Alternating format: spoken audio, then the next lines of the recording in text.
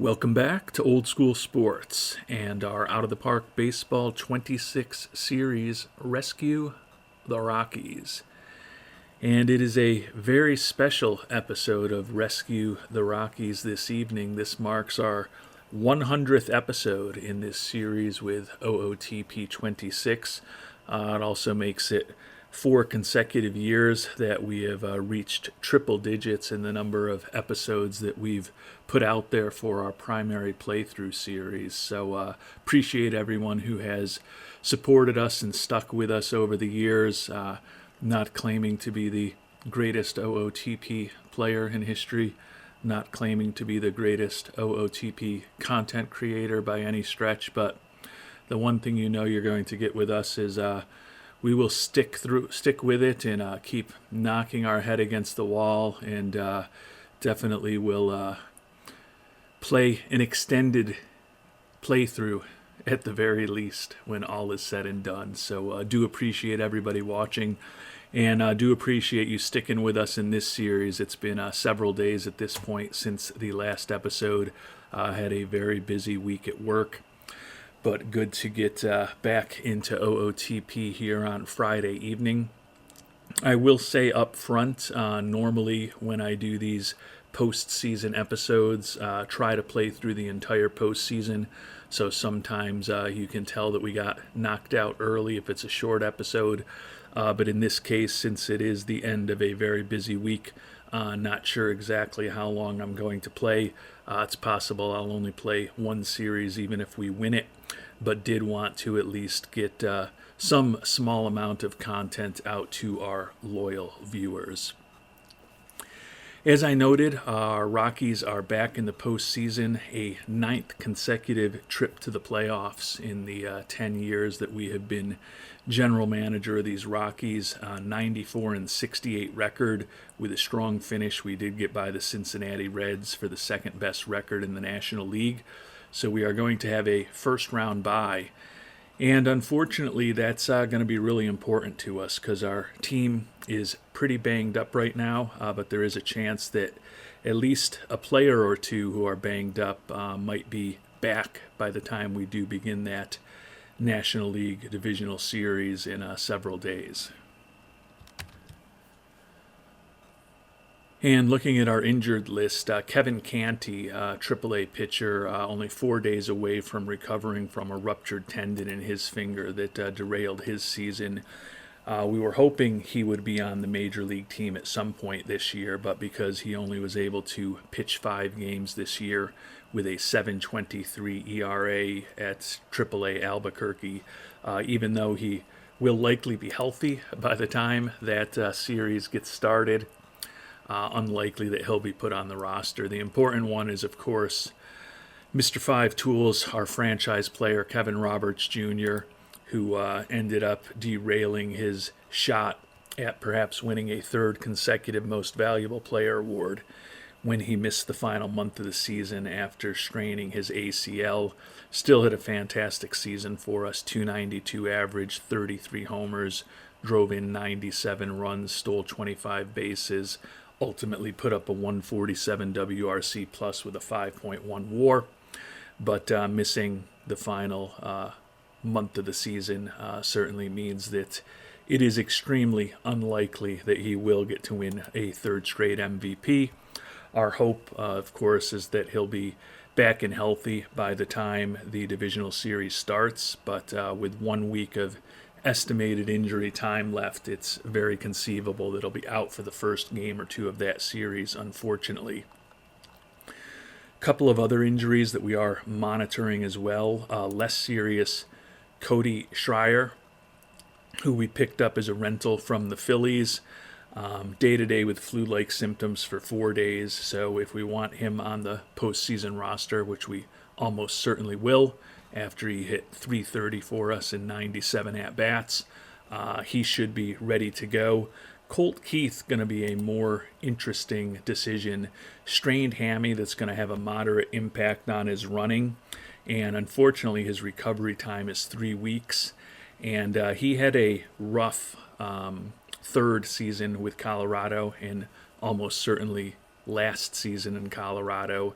The 33-year-old hit .231 with 12 homers and 55 ribbies, primarily a first baseman for us this year, although he did continue to play some third base, only a 76 WRC plus and barely above replacement level. So it is conceivable that given that he's going to have some difficulty running for the next few weeks, that Keith, when we several days from now have to make a final decision on that NLDS roster, could find himself on the outside looking in. And ultimately, we will be hosting, with home field advantage in a best-of-5 divisional series, the New York Mets or the Cincinnati Reds. The Mets, an 84-win wildcard team, while the Reds, of course, the 93-win NL Central Division champions who, for much of this season, had the best record in National League and ended up getting passed by the Nationals for that best record.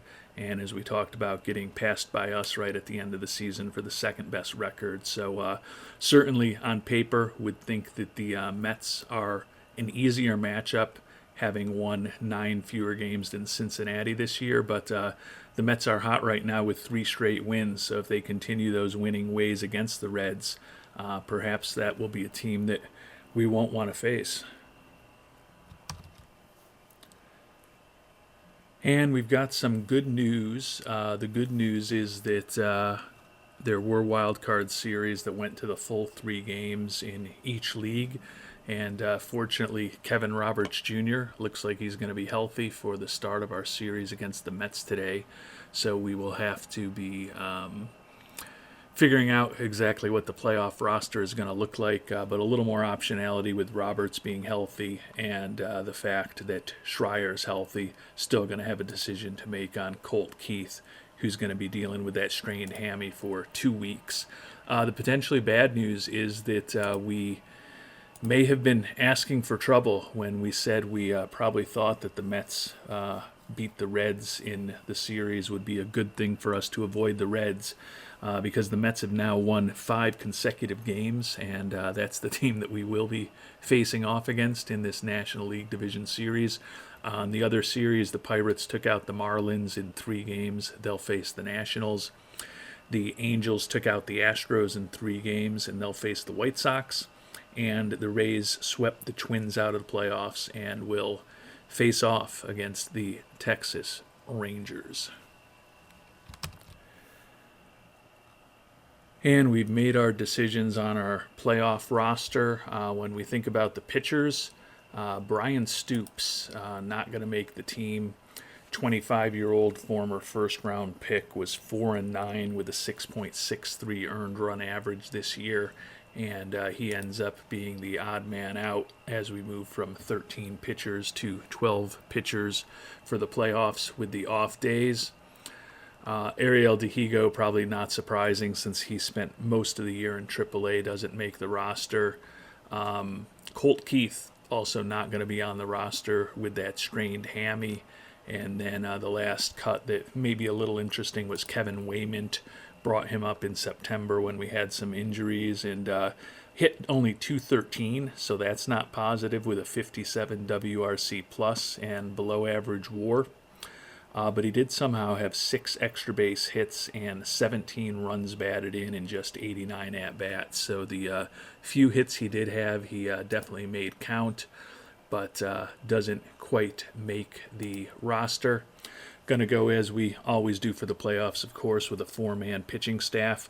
A little bit of a bummer that our ace, Noah Schultz, is in a slump and clearly not going to take someone with his talent out of the rotation, but we are going to swap him and Leo Martinez, the likely National League Cy Young Award winner this year. Going to be a unique situation. Really the only time that it might matter is if this series goes to 5 games. Otherwise, those guys will be pitching in games 1 and 2 in each series, and then in the 7-game series, also in games 5 and 6.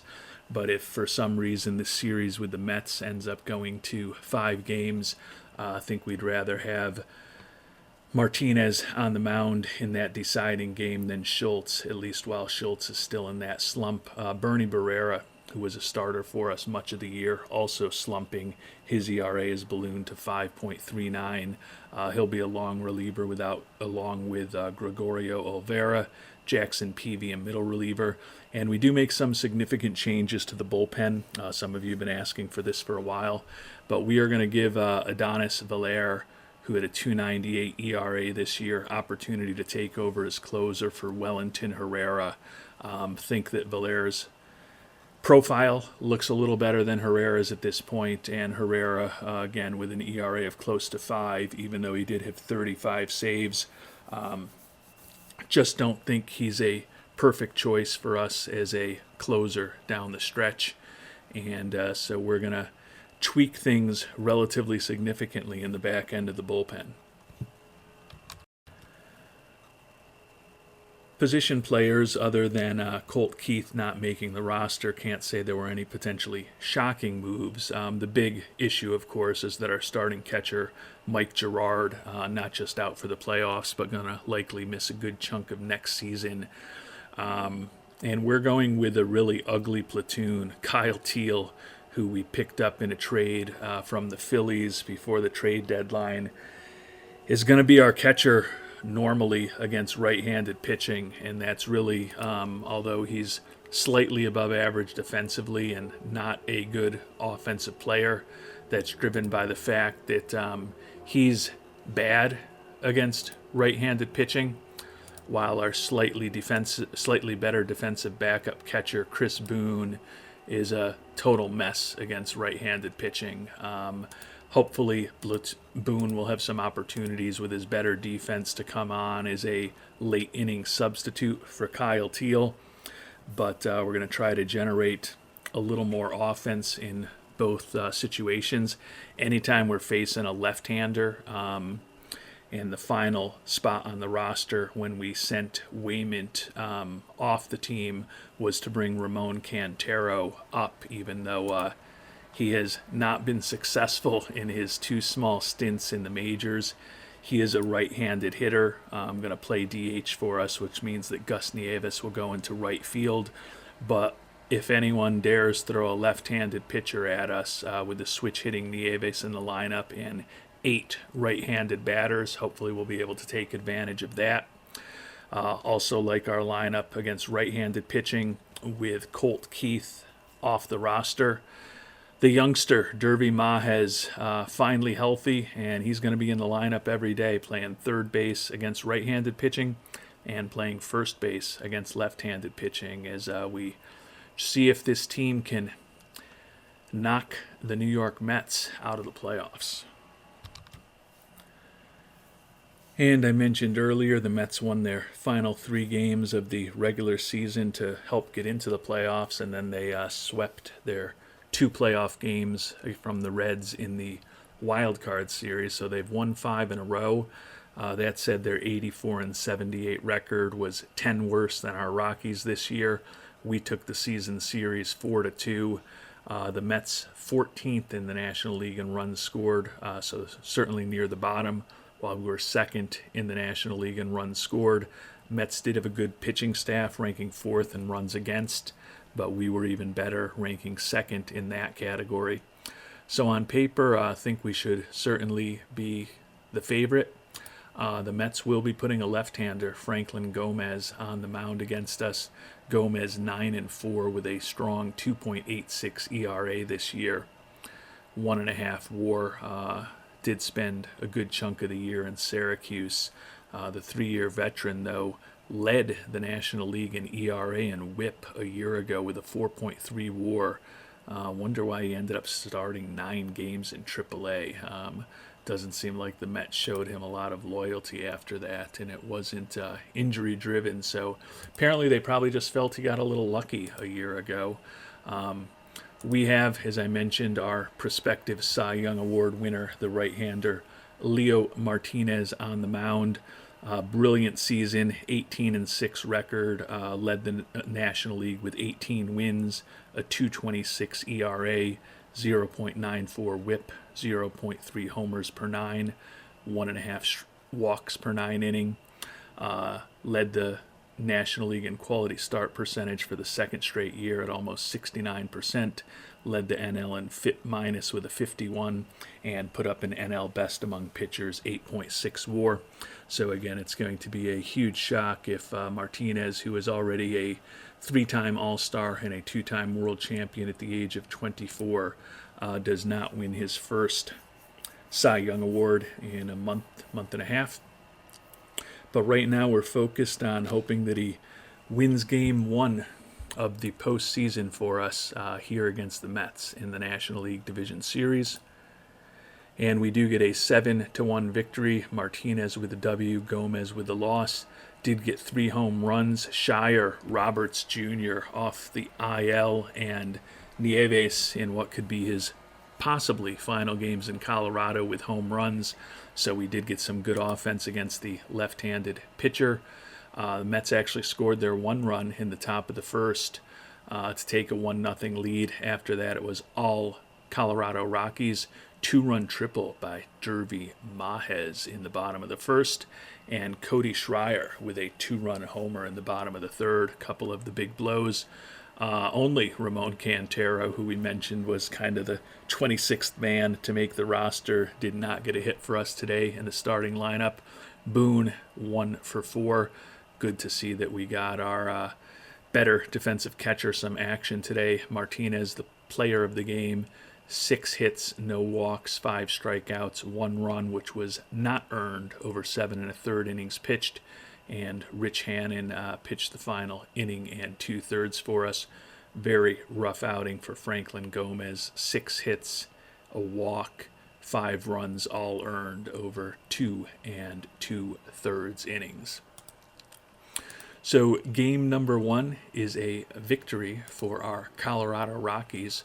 We'll try to prepare to fly to the East Coast with a 2-0 series lead. We've got the cold Noah Schultz on the mound, but a cold, slumping Noah Schultz is still probably better than many pitchers in baseball. 17-7 record with a 3.42 earned run average this year, 5.8 WAR on the season. Schultz in the 3rd year of a $45 million a year, 6-year contract we signed him to. He does have the opportunity to opt out when we get to the end of the season this year, once the playoffs are over, and his decision will have a huge influence on what we end up trying to do this upcoming off season. On the mound for the New York Mets, a good right-hander, David Sanchez, 12-10 with a 3.30 ERA this year. 223 strikeouts, put up a 4.3 WAR, and tied for the National League lead with 34 games started. So a really good pitching matchup. We'll see if we can get the W at home. And we do get a 7-2 win. Schultz with the W. Sanchez takes the loss. Another 3 home run day for our Rockies, which is nice to see. Bryce Rayner, Ted Miller, and Ryan Stone all with home runs. So 2 consecutive 7-run games for the Rockies, 2 consecutive 3 home run games for the Rockies, 2 consecutive good pitching performances from our starters. We took a 2-0 lead in the 4th on the 2-run homer by Miller, and then erupted for 5 in the 7th. They did get 2 back in the 9th, presumably against our bullpen. But a no-hitter for the Colorado Rockies, despite the fact that we gave up 2 runs. Going to be interesting to see how that happened. 8 2/3 innings of no-hit ball for Noah Schultz, and threw 134 pitches, and then apparently we'll see why. I guess it's just his pitch count that they pulled him. Must have obviously been walking those batters. I'm assuming most of those walks had to take place in that 9th inning if they were able to score 2 runs without a hit. And there was no error either. So that is just a very interesting fact pattern there. But a no-hitter, combined no-hitter for the Colorado Rockies in a playoff game against the New York Mets. Noah Schultz just 1 out away from getting credit for the true no-hitter. Obviously, would think that his slump is over after no hits, 3 walks, 6 strikeouts, 2 runs, both earned over 8 2/3. Adonis Valer walked a batter through 11 pitches, but did get the final out of the game for us. Offensively, Gus Nieves, the only guy who did not have a hit today, and he actually struck out 3 times. And we're going to have to check this game log to figure out exactly what happened in that 9th inning. Top of the 9th, Schultz walked the leadoff hitter, Elian Pena. He moved to second on a ground out by Braylon Payne. A walk to Boston Barrow puts runners on first and second. Carlos Renzulo then flies out, pops up. So 2 outs, runners on first and second. Doesn't seem like a crazy situation. Walked Kobe Mayo to load the bases, though, and then hit by pitch with the bases loaded, Jordan Yasso. So that scored the first run. Adonis Valer came in.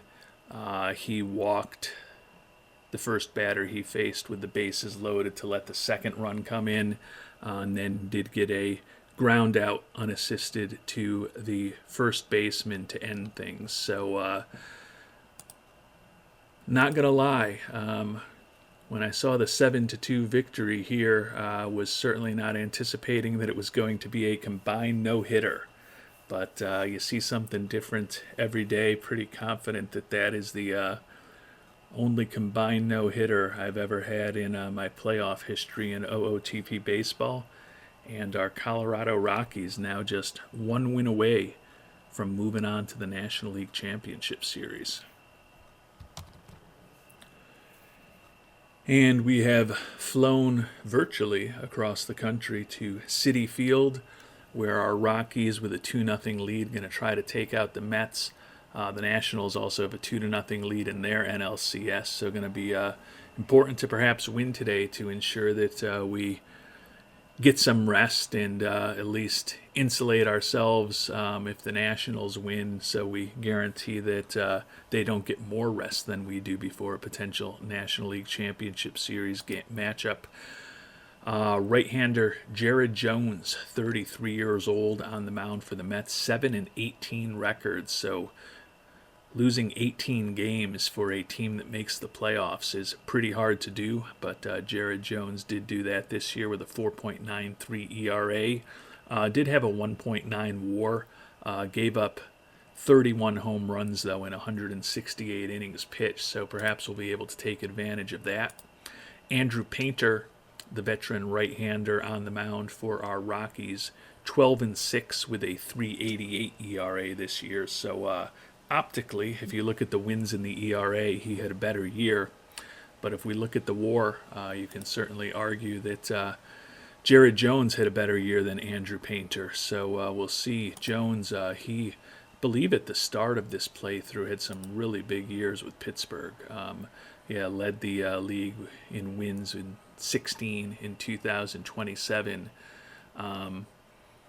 Had ERAs in the 3.5 to 4 area for basically 5 straight seasons before he became a free agent, and of course the Pirates didn't keep him around. But a rough year for Jared Jones this year with 18 losses, but certainly an interesting pitching matchup, and with the Mets being at home, you could definitely argue that they should be the favorites in this game number 3. And we do get a sweep, and I guess that can't be the first sweep we've ever had in a postseason series, is it? Maybe it is. I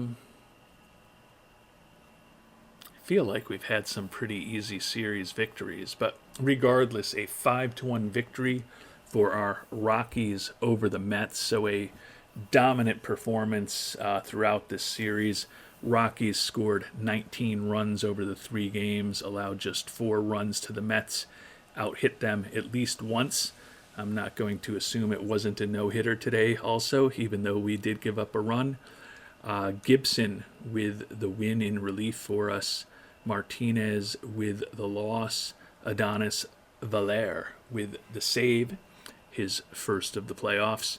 Home runs from Kevin Roberts Jr. and Gus Nieves, the second of the series for each of them, as well as the center fielder Anthony Pack Jr. Kevin Roberts Jr.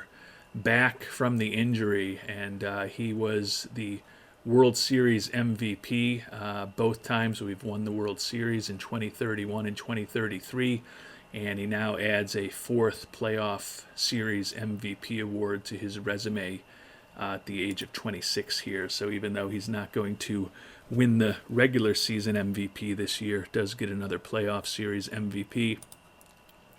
Taking a look at the box score, we scored a run in the fifth, solo homer from Roberts Jr. They tied things in the bottom of the seventh, but 3 runs in the eighth, driven by a solo homer by Nieves and a 2-run homer by Pack, gave us the lead, added an insurance run in the ninth. Did allow some hits today, but only 3. So a dominant postseason performance thus far by these Rockies. 2 hits for Stone, Roberts Jr., and Pack Jr. today. Painter, really good. 1 hit over 5 innings, walked 2, struck out 6. Gibson blew the save, but got the win when we bounced back there with all of those runs in the top of the 8th. Hannon, Herrera, and Valer combined to pitch the final 2 innings of the game. And our Colorado Rockies are on the way to the National League Championship Series. And a small piece of good news back home in Pittsburgh. The Pirates won game number 3 of their series against the Nationals. So the Nationals going to have to go at least 4 games and use all 4 of their starting pitchers before we'll get a chance at them or the Pirates in the NLCS. Clearly our hope at this point with the ability to rest is that the Pirates win today at home, and both teams have to use a starter in a decisive game number 5. If we want to get greedy, that's certainly what we'll be rooting for. And I guess I can just click here and move through the days and find out with you. It does look like the Pirates won. We just had a AAA pitching coach retire, so C.J. Nitkowski just hired to join us, the Suffern, New York native. Outstanding at teaching pitching, outstanding with development, only average with influencing mechanics, but we expect him to have good relationships and think that the 61-year-old C.J. Nitkowski will be a nice pitcher for us in AAA. I did see there, which I'm sure some of you saw, that the Pirates had won game number 4, so that's really good for us to see. We're going to get another day of a rest during the off day as Washington and the Pirates get ready for game number 5. So certainly feel like we should have the team rested and raring to go against either the Nationals or the Pirates in the NLCS. And when all was said and done, 3 out of the 4 teams with byes ended up winning. We obviously swept the Mets out of the playoffs. The Nationals, in a series where the home team won every game, took out the Pirates 3-2, so they will have home field advantage against us. Actually, I messed up. No, I was right. The White Sox, who had the best record in the American League, the team that we beat in the World Series a year ago, took out the Angels in 5. The only upset was the Tampa Bay Rays taking out the Rangers in 4 games. So the White Sox and the Nationals, the best teams in each of their leagues, will have home field advantage in the League Championship Series.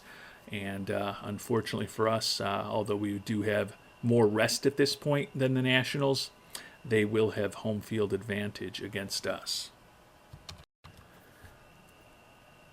And before we finish up this rather brief episode, we will preview that National League Championship Series. The Nationals' 100-win team, best record in the National League. We, of course, won 94. But we did win 5 out of 7 against the Nationals this year, so we certainly performed very well against them on the field. That said, hard to argue that these probably aren't the two best teams in the league. As noted against the Mets, we were second in the league in runs scored, second in the league in runs against. The Nationals third in the National League in runs scored. They scored just 7 fewer runs than us this year, and they were first in the National League in runs against, allowed 4 fewer runs than we did. So statistically, you can't get much more evenly matched. As I noted, we outscored them by 7, but they allowed 4 fewer runs than we did. So over the course of the entire season, only a 3-run advantage for the Rockies over the Nationals over 162 games when you add up the runs scored and the runs against. So should be a very evenly matched series.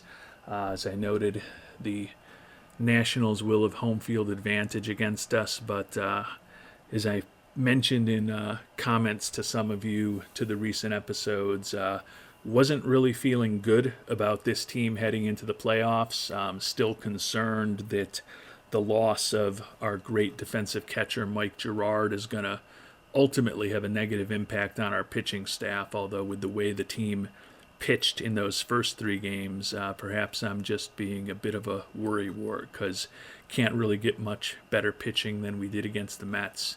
And we'll see if we can keep that great pitching going against Washington tomorrow. And it looks like with the Mets, we were facing a former Pirate in Jared Jones, and it looks like we'll be facing off against another former Pirate, Paul Skeens, who is now an important pitcher for the Washington Nationals. So going to be a real interesting National League Championship Series starting tomorrow, and we will find out whether our Rockies can continue our run through the playoffs in our next episode.